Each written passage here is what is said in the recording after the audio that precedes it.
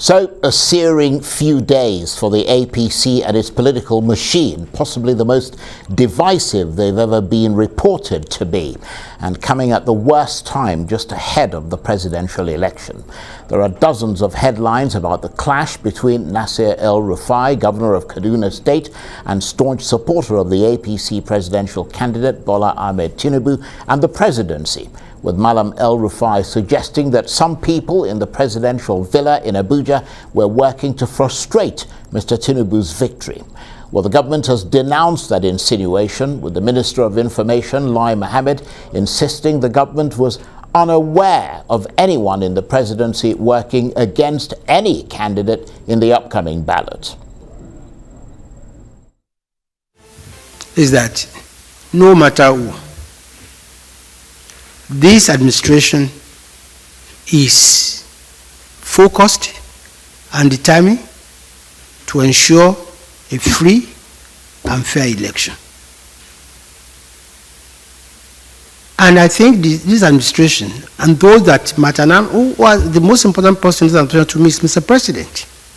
And I think he has shown by words and by deed that he is committed to a free, fair and credible election. And fair, free and credible election actually means not favoring anybody or disadvantaging anybody. Now, and everywhere he goes, he makes that very clear. Even as recently as Friday, when he was in Daura, he said the same thing. So, if there's anybody who's working against any candidate, we don't know officially. Well, for his response on the day after the night before, I'm suitably delighted to say that the governor of Kaduna State, Malam Nasir El-Rufai, joins me now in the studio. Absolutely delighted to see you, Governor. Thank you very much indeed for honoring us with your presence. What's your reaction to the reply by the Minister of Information, Lai Mohammed, that contrary to what you said on Channels Television, that there is no one who is officially working to frustrate the victory of Bola Ahmed Tinubu in the presidency, and that President Buhari has done nothing more than demonstrate his commitments to free, fair and credible elections? That's what he said. Well, look, I haven't seen the TV event that my brother Lai Mohammed said that. But let me restate exactly what I said. I'm a quantity surveyor. I am mathematically tuned to be accurate even in my use of words. What I said was, we are convinced that there are elements in the villa, some elements in the villa that want APC to lose the elections. I did not say the federal government. I did not say Asiwaju Bola Tinubu. I said APC, all right? So I don't understand why the federal government is responding to what I said, because the federal government is not part of it. And I referred to elements in the villa, and I know who I'm referring to, and those that are in the villa know who I'm referring to. And with the greatest respect, even Lai Mohammed, my brother, knows who I'm referring to. And I think it's inappropriate for him as Minister of Information of Nigeria to respond to a statement that specifically referred to individuals rather than any institution. If I had said the villa is against us, then I would expect Garba Shehu or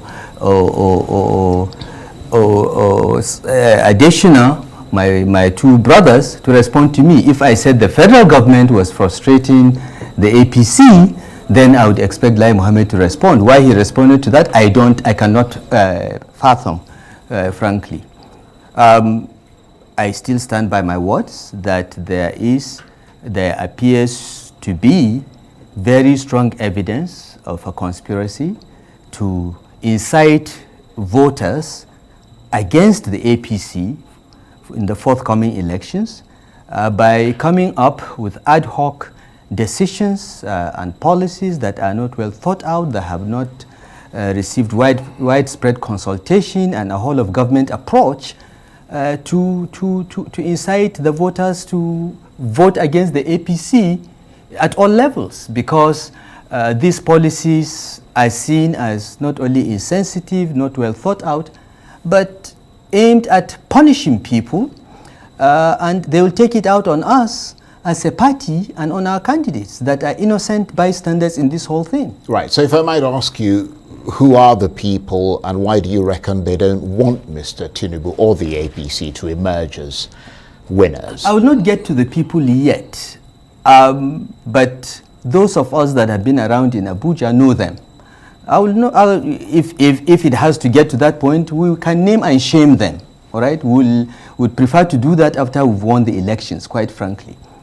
But, you know, we are convinced that there is such a plan, and it is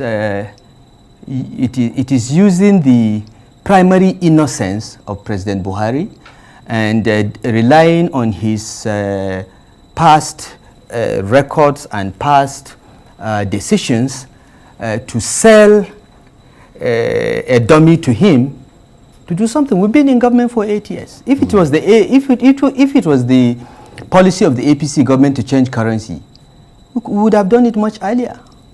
Our policy stance in every sector of the economy is clear. It's in our manifesto. And we went from day one and tried outright to implement it. This thought, this thinking to change the currency is designed just to bring a serious bottleneck that will affect the outcome of the elections, because these same people wanted President Buhari to be succeeded by someone else, and that person did not win the elections. And that someone else is not the vice president, because I saw some reports in the newspapers saying that, mentioning Professor Yemi Osinbajo. No, not at all. These people are northerners like us. They are northerners like Buhari, but they are intent on undermining his legacy by ensuring that they cause a crisis, because after 8 years of Buhari, if he's succeeded by another northerner, there are chances that would have more pockets of crisis in the country. But some would argue, though, that if there is this plot that you're talking about, that President Buhari himself is subscribing to that plot, because he just came out a few days ago to make a very fervent, very robust statement supporting the redesign of the Naira. Yes, he believes in the redesign of the Naira, okay? Because he did it before. He did it in 1984. He believes it is the way that all those people that have stashed billions of Naira in their homes will be caught out, either to come and deliver the money to the bank so that the EFCC can trace and ask, how did you get this money? This is the dummy that they sold to him. And of course, when they sell this dummy, they will say, you know, these governors have billions of Naira in their houses. Charles, I don't have 100,000 Naira in my house. And I challenge anyone to tell me every penny I have in Nigeria and in the whole world is in my 2 or 3 bank accounts in Nigeria. Yeah, but I doubt if the focus is on you. No, I am giving. I can only speak for myself. Sure. Because, you know, the governors are the punchbacks of the Federal Republic, and what these people in the villa do is always to say, oh, you know, governors have a problem. Governors are thieves. Governors don't want local government autonomy. Everything is governors, forgetting that it is the governors that worked hard to form this party. It is the governors that raised money and organized and delivered President Buhari in 2015. It is the governors that did it again in 2019, okay? And some of them that played no role in this matter became very influential, hijacked the government, literally did what they want. We never complained because we have our states to govern. But to try to make governors the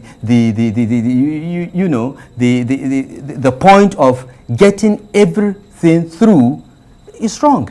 President Buhari honestly believes that changing the currency redesign is a good policy, and I believe it is too. I have no problem with the redesign. I believe that there are people with lots of cash in their houses, and they should come out deposit it in the banks and explain how they got it, and let them be taxed properly. So what's the issue I subscribe that to you've got that. with it? There are two issues with the redesign that we have problems with. The first is the timing. Tell me how it makes political, economic, or electoral sense to do this a few months to the elections. One. Second, granted, it's been announced, the president has announced it. We love the president. We believe in the cleanliness of his heart, and we are ready to support any policy that he pronounces, no matter how difficult. Put aside the fact that as subnationals, maybe we ought to have been in the loop about this. Okay, but since we are the criminals with billions of naira, maybe we are supposed to be surprised, right? But to implement this policy, governors are needed. If you are sincere about reaching every nook and cranny of Nigeria, every village, and get their currency changed, we have to be involved to provide the logistics and so on. We are the chief security officers of our state. Okay, we are not involved, but we believe in the cleanliness of the heart of President Buhari.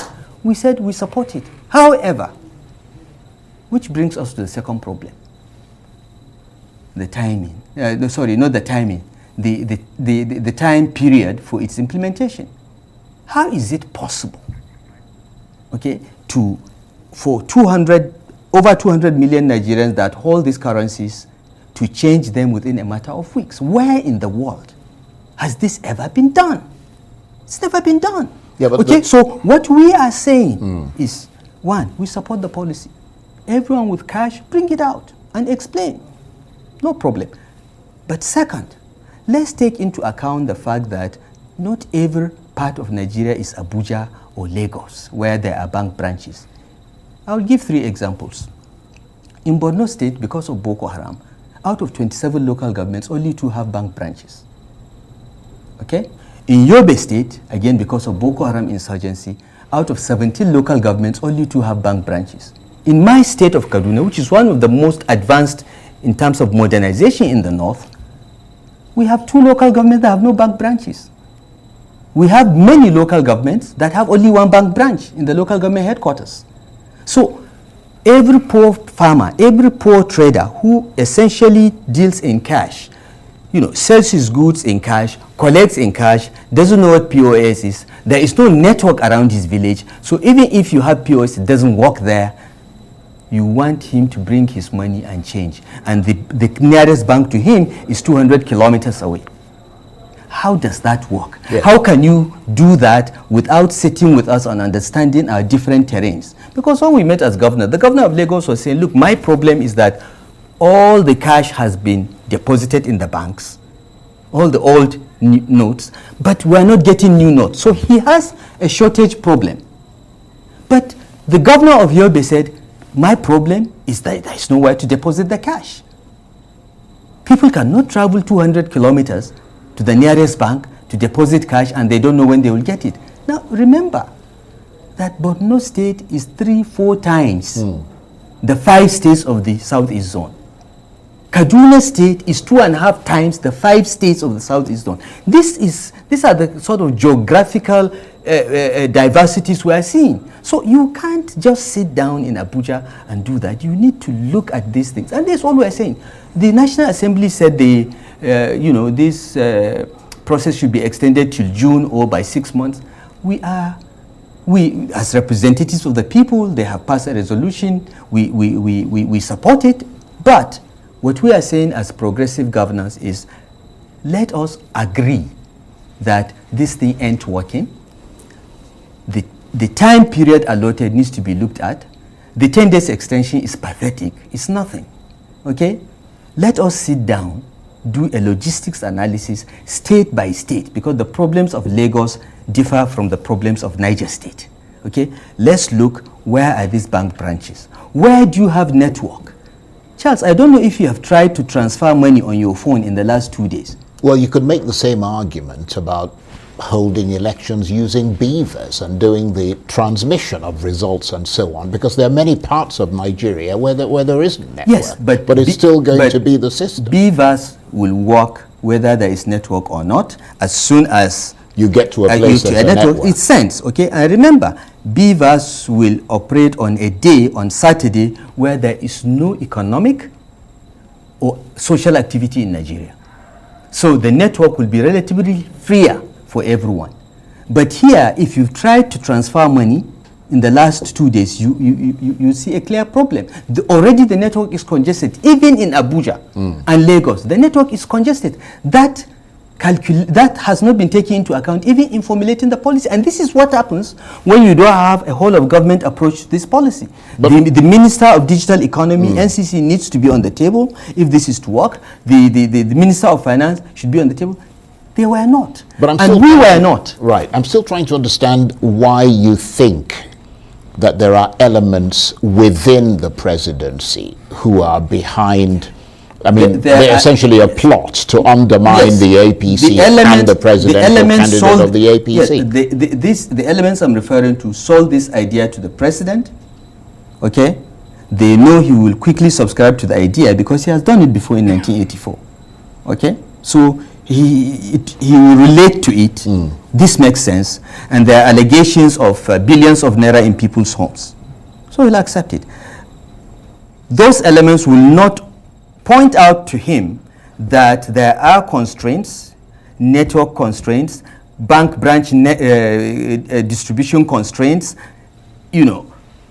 so on and so forth. It sounds like a good policy. That's it. And you think it's a plot to target we APC? We believe it is a plot. Right. We believe it is a plot. Because, I mean, more than anything else, I mean, this back and forth that we're hearing between people like yourself, we've heard the presidential candidate of the APC, Bola Ahmed Tinubu, making the same kind of implied allegations, criticism of the APC government's policies, which, by the way, is the APC government, which is your government. It suggests, though, does it not, Governor, that there are deep divisions within the APC? There are no divisions. The question is how deep? No, there are no divisions within the APC. These elements are not even APC members. They are parasites. They parasite on Buhari and his success. They are not APC members.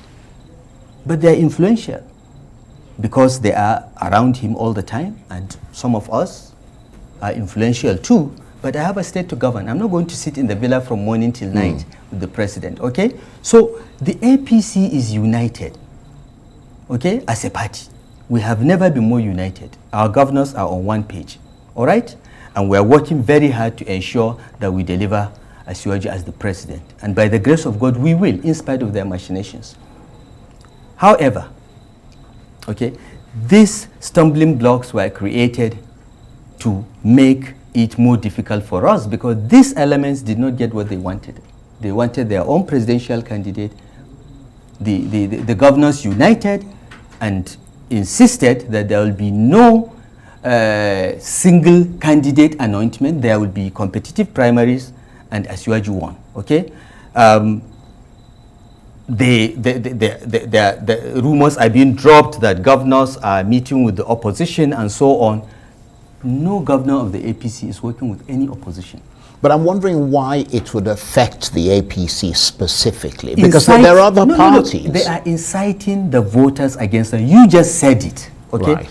If people are suffering, if people cannot buy groceries, if people cannot trade, if commerce grinds to a halt before the elections, and you are voting, you will confuse this policy with that of the ruling party. But I don't know if you know that there have been lots of interviews, lots of person-on-the-street surveys that have suggested that many Nigerians, that a preponderant majority of Nigerians support this policy insofar as they believe that it will help deliver a cleaner election, even though it's imposing privations on them.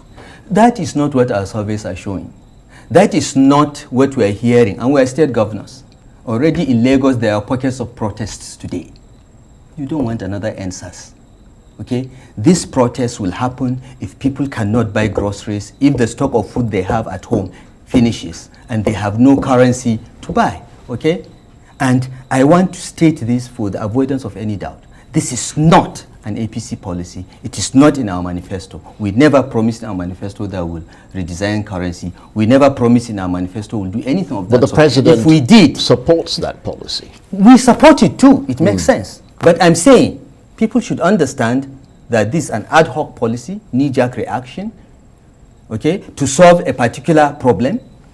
But it is not an APC policy. It is the policy of Mr. President. We subscribe to it. All we are saying is give more time for people to have value for their hard-earned money. Not every Nigerian has stashes of money or is a criminal. The government, more than anyone, with all the agencies it has, knows who are the criminals more than we do. But as a state governor, right, I know poor farmers who have millions of naira because they have sold hundreds of tons of maize to Olam and it's in cash, and they are stuck in Cubao and they can't change it. And as the governor of the state, it is my duty to stand up for them. But you support President Buhari when he says that he wants to create a level playing field for not one or some, but all the candidates. Yeah, he has always been like that. But a level playing field does not mean, coming up with policies that are not well thought out that will end up hurting one of the parties because it has the misfortune of being in power. And Charles, tell me, where in the world will a sitting government try to disown its own party? It's not done.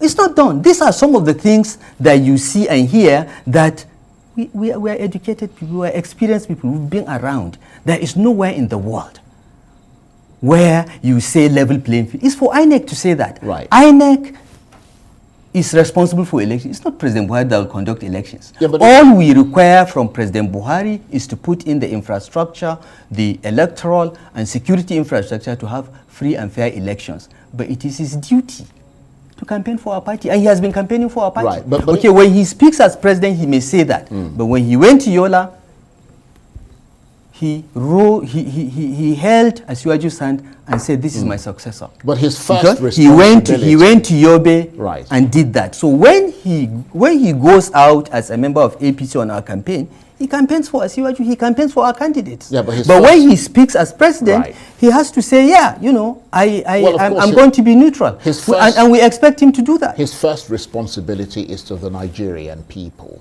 Yes. And the point remains that if you, as you suggest, this policy is targeting the APC, and if, as you suggest, you're saying, well, where in the world do you have a president who doesn't, or a team, the APC presidency, that doesn't seem to be, enacting policies that are in consonance with the party itself? No, I didn't say that. Please, let me correct you. As I said, I used my words very precisely. I said, where in the world is a sitting government not campaigning for its party? I didn't talk about policies. But doesn't that suggest... I didn't talk about policies. Okay, I understand that. All right. Doesn't that suggest that there is a major disconnect, certainly an issue of trust between that government and the party? Look, I can't speak for the party, and I can't speak for the federal government either, okay, because I'm a state governor, okay? And to conflate the activities of a few cowards hiding behind the one finger of the president, okay, to do all kinds of things with the government itself or with the presidency, I think you are giving too much importance to a handful of cowards. They are cowards because they have never contested elections. Some of them are not even members of any political party. They are just opportunists, okay? But to conflate their activities, which are very damaging, I admit, to conflate their activities with that of the president or presidency or the federal government, I think it's giving them too much importance. We will defeat them by the grace of God. We will win this election, okay? Their machinations and calculations will fail. We are not sleeping. We are working hard. We are polling. We know where our strengths are. We know where our weaknesses are. And by the grace of God, we'll win this election. Right. Okay. But it is important to call them out so that they don't think that we don't know. We know. And they know that, now they know that we know. Well, let's go beyond the issues within the APC to the wider political context of Nigeria. How do you gauge the current political temperature with just over 3 weeks to the election? What does it feel like for you at the moment? Does it feel like a game of chance, a gamble on a toss of a dice, given how ethnically and politically riven Nigeria is at the moment? Well, it is going to be a very interesting election. You know, I don't like giving opinions. I like science. I like data analysis, and we have done a very, very big poll, and we know where all the candidates are. Okay, we are leading. All right, but the election is going to be very tight. It's not going to be a landslide, as we have seen in previous elections. It's going to be very tight, but we are winning. But your poll is not an independent poll, though, is it? It is. I mean, all the independent polls, including that conducted by international companies, have not pointed to your victory. Yeah, because international companies don't even understand the context. Okay, if you are Bloomberg and you do telephone polls with only 2,000 or 3,000 respondents across Nigeria, you will get it wrong, because only 31% of Nigeria's registered voters have their telephone numbers on the INEC register. Yeah, but when you've got 5 or 6... Let me land. Right, okay. No, I can take all, you know. Yeah. Look. I mean, the probability starts to lean in the direction Charles, of their results. Please listen to me. Data analytics is an area I'm very interested in. Okay? And we've been doing this polling from July 2013 when we formed the APC. And it has never been wrong, okay? I can take each of the polls you're talking about and deconstruct them. I'm starting with the Bloomberg one, okay? Telephone poll. 31% of registered voters have their phone numbers on INEC's register. So you're already restricting your sample to 31%. And how many have phones? Okay, that's one. Secondly, Bloomberg will equate Anambra State with Kaduna State. We are all states. But the votes that Kaduna State gives can wipe out all the votes of the Southeast, because we have 4-point-something million registered voters, and we actually come out to vote. We have 55% voter turnout. So did Bloomberg take that into account in their sample of 3,000? It's the same thing with the ANAC poll. We all looked at them, we've analyzed them, and we decided to do our own poll, which is people on the ground, sample of 38,000. It's not a poll, it's a survey. And we know where we are. And I assure you, we are leading, okay? We are leading, but the election will be tight. Right, okay. One of the key things in any election, particularly with the APC, as I'm sure you know, this election to a large extent is a referendum on the APC. A crucial campaign issue, which is restructuring. You headed the APC committee on restructuring. You submitted your recommendations a few years ago after the APC listed restructuring as one of its campaign promises in 2015. And the APC even included the issue in its constitution, specifically Article 7 of the APC 2014 constitution, as amended, clearly stating the promotion of true federalism in Nigeria as one of its cardinal aims and objectives.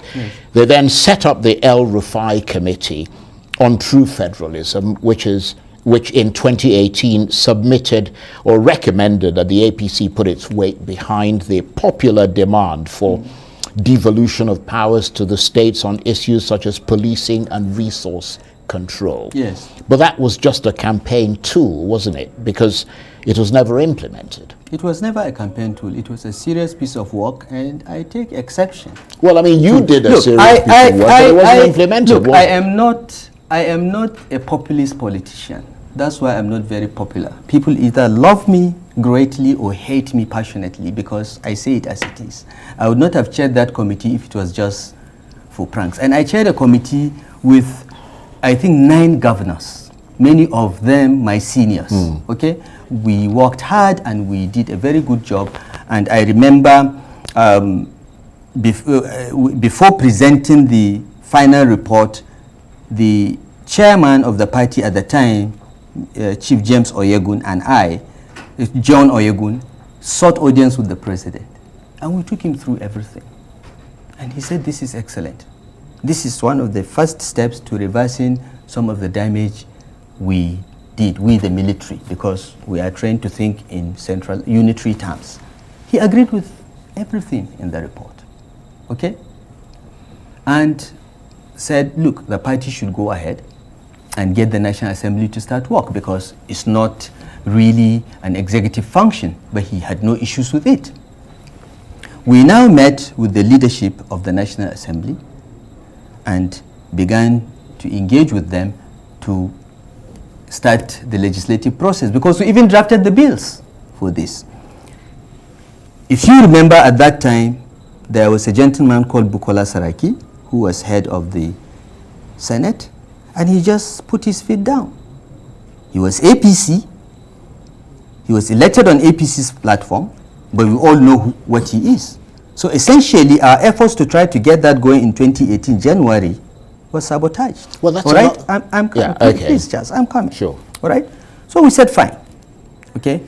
We will try again. To be fair, the then Speaker Dogara did his best, and 1 or 2 of the bills actually went through first and second reading. That assembly lapsed, and we had a new assembly, and then we started all over again. And some of the bills, like state policing and resource control, actually got to first and second reading in the Senate and in the House. The senator representing Kaduna Central actually got the police state policing bill up to second reading. Okay? Then the National Assembly decided that they will form an ad hoc committee on constitutional reform, that all such bills should be stepped down, and they now did a holistic look at all of this, and now 35 bills have been sent to the president for assent. These 35 bills include devolving things like prisons and so on. Many aspects of that report have been implemented. Did we get state policing? No. What happened? One day, in an interview, the president just said, you know, I'm against state police. So the National Assembly felt they shouldn't touch it. I went to him, I said, Mr. President, we presented this, you accepted it. He said, well, you know, representations were made to me and made me to change my mind. But again, right.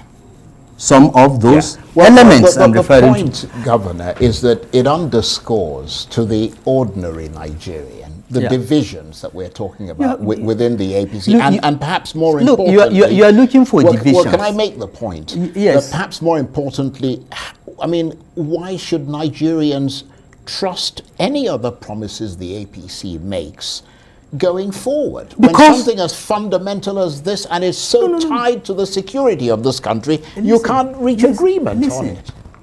35 constitutional amendment bills that are all about devolution have been passed.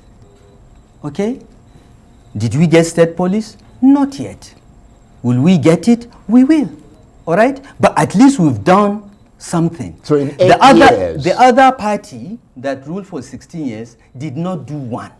Yeah, but we have done some in 8 years. Give us some credit. Right, but you didn't ask the people of Nigeria, you didn't ask them in 2014 and 2015 that you were going to do it within a 12-year period. No. You said this is what we aim to do when we get into office. And you had 8 years and you didn't do it. Charles, the political process is not Arabian Nights that you click like a genie.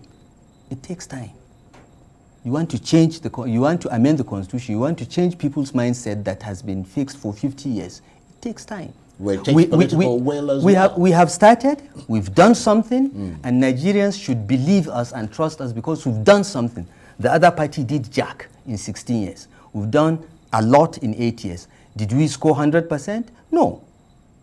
But 70% is an A in every university. Well, I don't know if the Nigerian people would score 70%. No. As far as devolution is concerned, we've achieved 70% of what we want to do.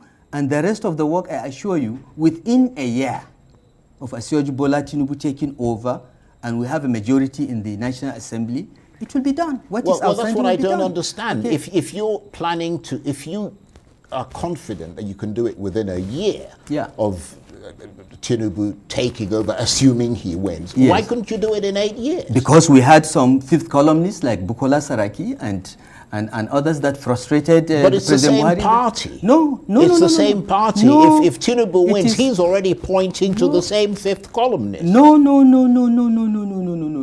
You see, the beauty of this democracy and the shake-up of 2018 is that most of these double agents left the party. They have gone back where they came from, which was the PDP. Look, the heart of the APC consists of 3 parties that have been in opposition, that have never ruled at the federal level: ACN, CPC, and ANPP. Some PDP guys joined us, and if you check, most of them have gone back. Okay? It was the shakedown of 2018. Okay? They only came in 2014 because they saw that Jonathan was going to lose. So they came for the opportunity, not because ideologically they had any affinity. And they sabotaged President Buhari from day one. Our party is more settled now. Okay? We know those that are truly committed. We know those that are not. We are not likely to end up with the President of the Senate or Speaker of the House that we have doubts about. And the legislative process will be much faster. We have achieved something. Right. Now, Charles, let me come back to something. You know, constantly in this conversation, you've been searching for divisions. Okay? There are no divisions. We have, look, every political party is collection of tendencies. All right? We always have tendencies. But on this matter of the election, on this matter of electing Asiwaju Bola Tinubu, we are united. The 22 APC governors are one. No division. Okay? Yes, there are elements that are trying to frustrate us, and those elements are unelected, unelectable, and essentially parasiting on Buhari's name and legacy. All right? That's no division. Okay? Right. Now, look at the other parties and tell me, why are you not looking at division in the PDP? There is no division there. I wouldn't be discussing that with you. I'd be discussing it with the PDP. We've had PDP people all week. Precisely. So, yeah. But I am saying that a party that is in the federal government and has 22 governors is united. Tomorrow we are going to meet with President Buhari on this matter of currency redesign. We are going to present our facts, and we know him.